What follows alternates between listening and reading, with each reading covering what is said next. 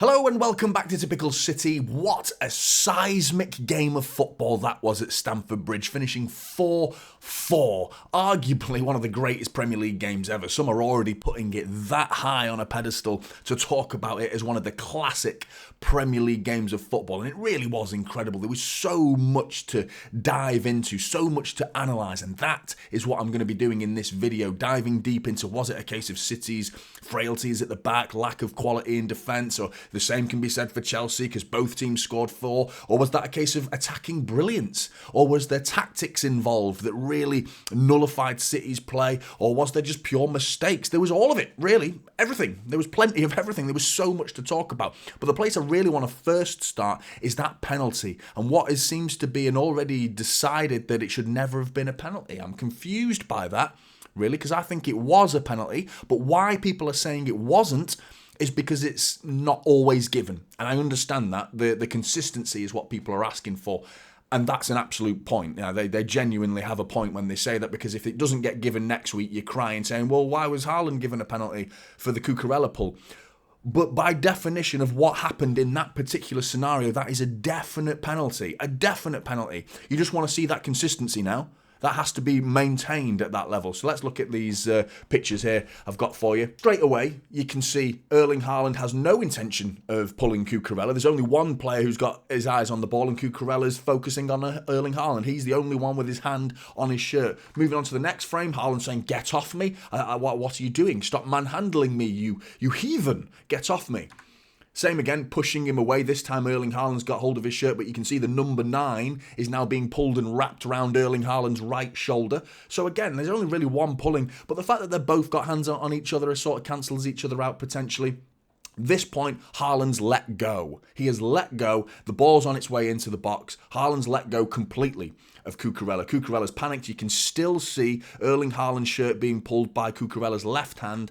And then again, the hands of both Erling Haaland, you can see, free from Cucurella, not touching him whatsoever. Cucurella's arm wrapped around the chest or the waist of Erling Haaland and pulls him down. Same again, he's still not let go. The ball's further into the box and he's still not let go. Again, he's further into the move. He's still not let go. Haaland's basically on the floor at this point and Cucurella's hands are still on him. Penalty. No two ways about it. People say, oh, what about the Doku foul? What about the Doku foul? Well, one thing no one's talking about, it was a handball. It was a bloody handball. You can see right here in the VAR situation, ball's on its way down completely vertical, a complete straight line as that ball comes down towards Reece James and Caicedo, who both get in each other's way, colliding together. Doku sees where the ball's about to land. He's about to stick his right foot out to control that ball. Next frame, on its way down. The ball's moved its way down. As you can see, Doku's getting ready to receive the ball. But look at Caicedo's left hand. Out from his body in an unnatural position. Hits his left hand. That ball has now been diverted from the path of which it was intended for Doku's foot. It was on its way to Doku's right foot, which is why he's poked it out, ready to receive that football. And it clips Caicedo's left hand. Could have been a penalty there. And away it goes from Doku, and it was about to land on his foot. Handball. Handball. No two ways about it. So there's 2 penalties in one situation, and people are trying to claim it wasn't a penalty. I'm sorry, it was a penalty. Do your proper homework, because that's an absolute penalty. Stonewaller. Now, on to Chelsea's equalizer from the corner. A bit frustrating, quite an easy one to analyse, because City tend to do the zonal marking. We like to do zonal marking as we do, but Bernardo Silva is really sort of switched off a little bit here. But I mean, I don't think it's his job to really be marking Thiago Silva in the first place. Thiago Silva makes a clear run, but it's actually a clever bit of play from Cole Palmer and Cucurella. And those that watch my analysis of the Manchester derby, City did something very, very similar with Højlund, who grabbed Rodri. I think it was Stones and Gvardiol who blocked the runs of Maguire and Scott McTominay, allowing and creating a corridor for Rodri to burst right into the middle of that corridor. Similar sort of tactics were used here. Clever play from Chelsea. Cucurella holding Rodri and Palmer holding Haaland, both interfering with our 2 giants at the near post. Our 2 giants who would clear this ball normally if they weren't interfered with. But they were interfered with, as you can see. As the play moves on, Thiago Silva ghosts in front of them.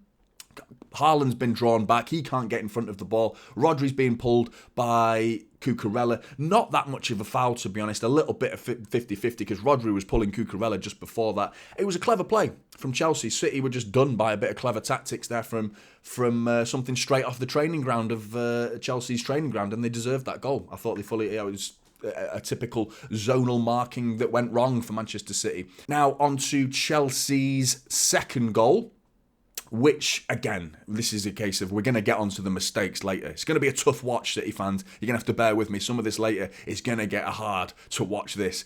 But this is the third goal in the game, the second goal for Chelsea. Kyle Walker cushions this header. Very good defending from Kyle Walker. Cushions it to Ruben Diaz. Ruben Diaz, you're thinking, right, clear it, mate. Do something with it. Get rid of it. Don't miss the ball completely.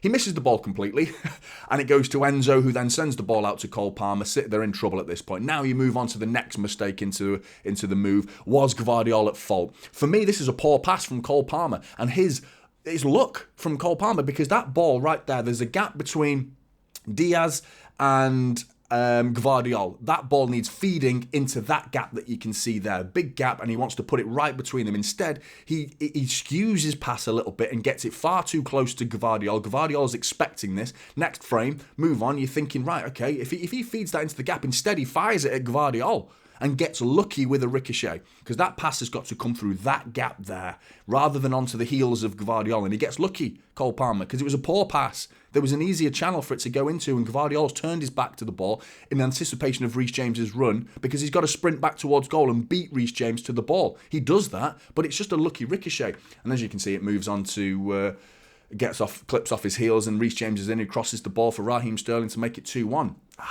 I mean, it all comes from that silly little moment from Ruben Diaz. If he cleared the ball in that situation, this would never have happened. Now on to City's equaliser, which, again, pretty simple to analyse, very simple, sloppy. This is what £100 million gets you, Chelsea. £100 million, Enzo Fernandez marking Manuel Akanji in the middle of the box. You're thinking, right, do your job, mate, you're marking him. Keep him there. Nah, forget it. Wandering off, mate, can't be bothered. Ball's about to come in. He's thinking, I'm more bothered about the player on the edge of the box, not the more dangerous one, the more dangerous aerial threat that's right in the penalty spot, in the penalty area, and he leaves him. Just wanders off, ball comes in, Akanji crossed in, boom, free header, bullet header from Manuel Akanji, who had a fantastic game, an unbelievable game from Manuel Akanji, but very simple to analyse. Now, before I go on to the second half goals, I want to analyse Chelsea and how they managed Rodri, because he was a real focal point, a focus for Chelsea to really nullify any threaded through balls or simple passes, just blocking the channels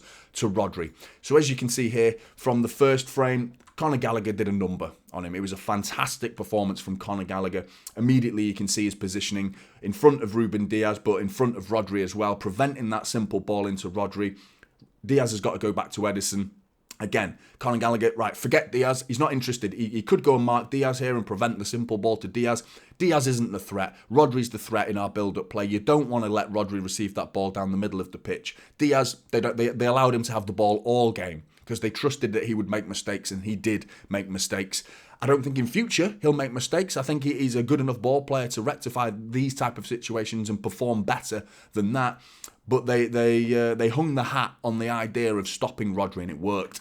Edison decides to go long, pings one out. As you can see, Ruben Diaz has worked his way over this time to the right wing. And all of a sudden, Ruben Diaz has tried to do something different in this situation, offer an out ball that isn't as typical as the simple through ball down the middle to Rodri. He's gone fucking to the right wing, and Edison, you've got to fire an accurate ball, and Ruben Diaz can just that and bring that down. Overhits it. Again, the more difficult ball is always going to be the long ball, isn't it? It's always going to be the more difficult ball, and Chelsea were forcing City to go direct more often than not. This time, Bernardo Silva sees the situation. He's predicting that, right, we're clearly struggling to break out of those lines. Our back line, we're struggling to build up play. Our typical network of passes are not coming off because they are blocking the path to Akanji or to Rodri every time Conor Gallagher was doing that. So Bernardo Silva, clever bit of play from Bernardo Silva, says, fuck this, I'm going to come and collect the ball from the back line and break those lines myself. Conor Gallagher panics at this point because he's realised not only has Bernardo Silva come and collected it, he's come and left it a big pocket of space of which Anthony Taylor has decided to fill.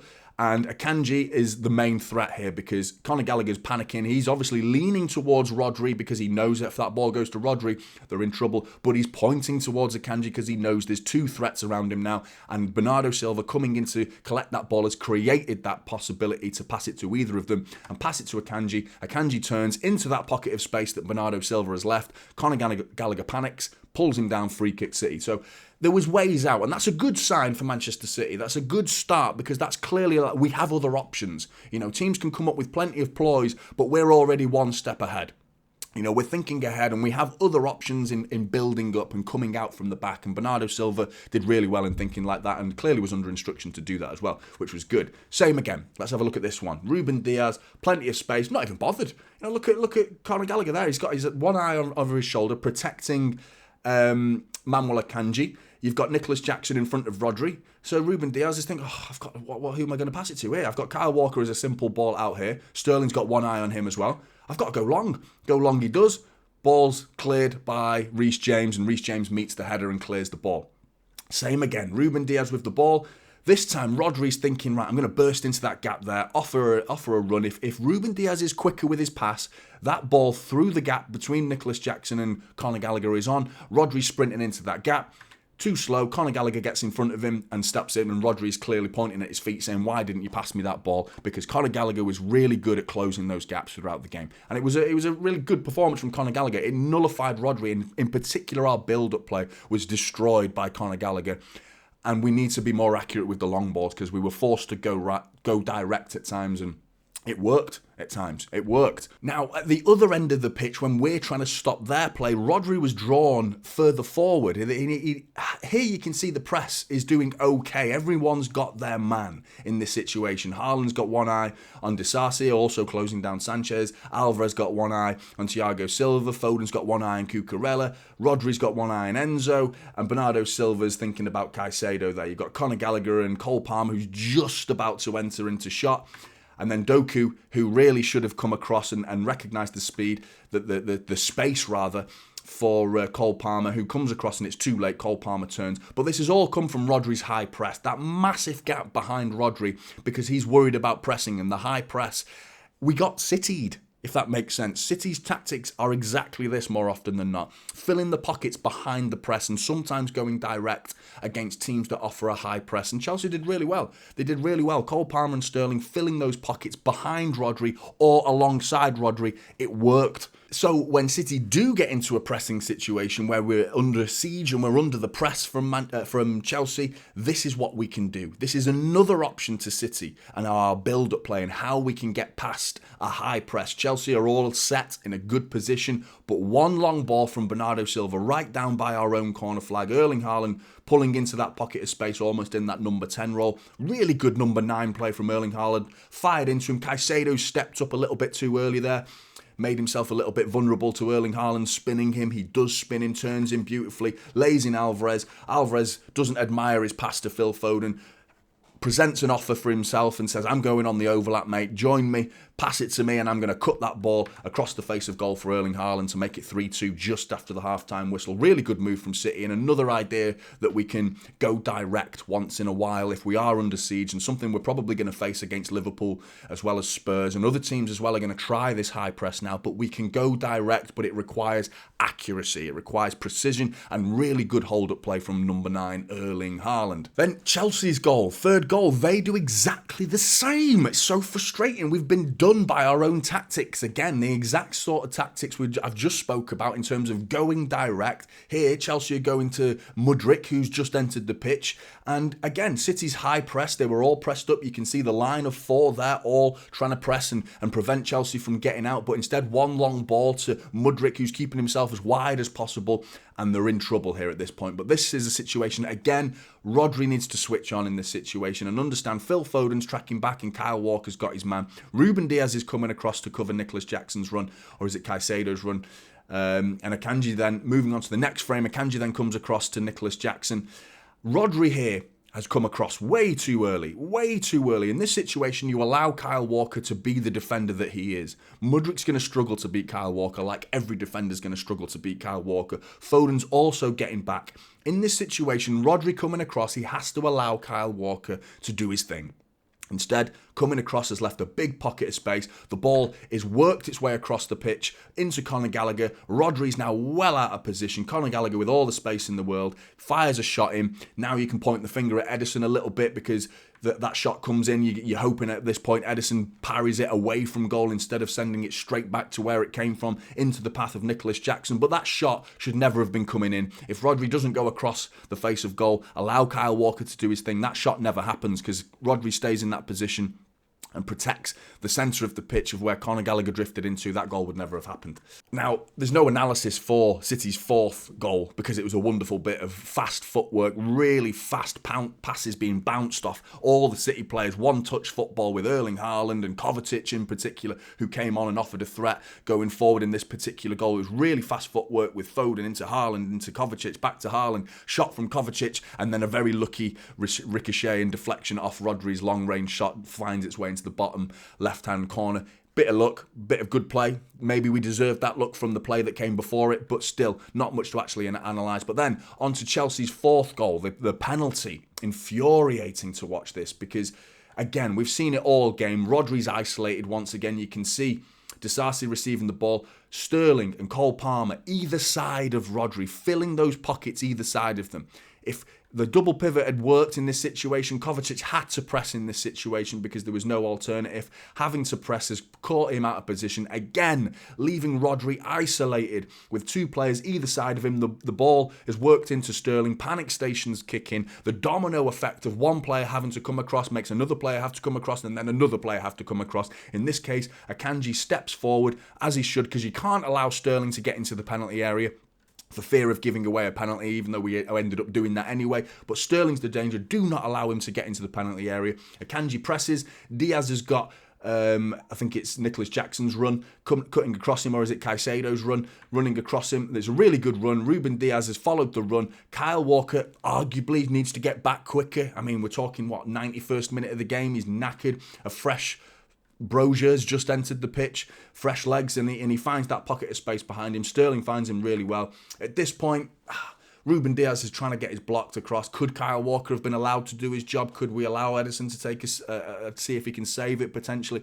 Lunging in was a bit rash from Ruben Diaz. Maybe get in front of the ball rather than going through the man. Just get in front of the direction of where the shot's likely to head rather than attacking the man.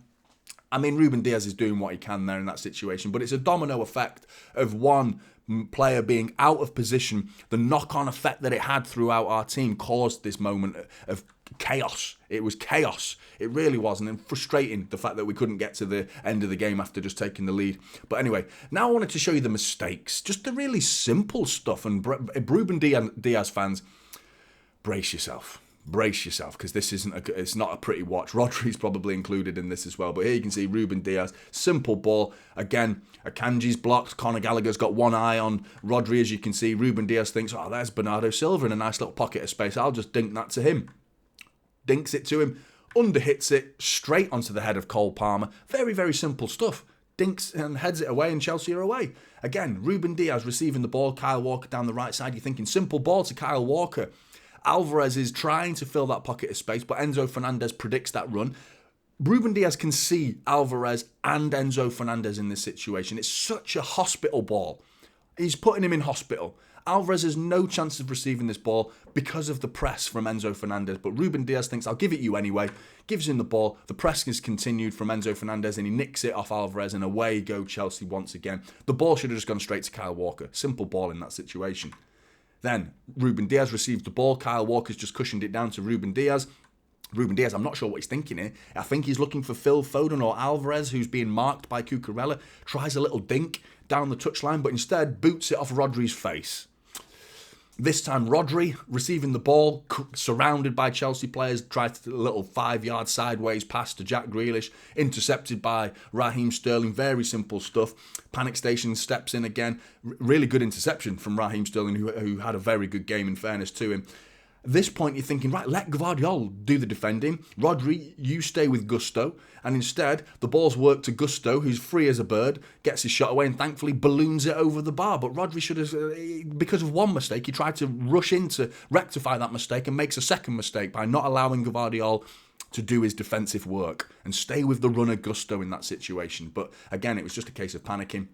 This time Rodri's received the ball in the middle of the park. First time we've seen Rodri with a bit of space. Finally, Rodri's found a bit of space in the middle of the park. Conor Gallagher was caught out of position, not marking Rodri like he had been doing throughout the entire game. Simple ball into Bernardo Silva, but he telegraphs it, and I can't do justice to how slow he passed this ball because the frame won't allow me to do it. But the ball was so telegraphed. You could see how far away the ball is from Rodri. You can see how far Cucurella is away from Bernardo Silva. But still, Cucurella gets in front of Bernardo Silva. Simple stuff. It was really, really simple stuff. Frustrating mistakes were made. A bad day at the office, and those two players in particular had a bad day at the office. I think Rodri was more exposed by the tactics, and some brilliant tactics from Chelsea. Sitting alongside him more often than not was Cole Palmer and Raheem Sterling, centralising their play and overloading Rodri to the point of exposure and isolation and really getting at him. He had a tough day at the office, Rodri, from a tactical point of view. Ruben Diaz had a tough day at the office from just a quality point of view. From his passes, were just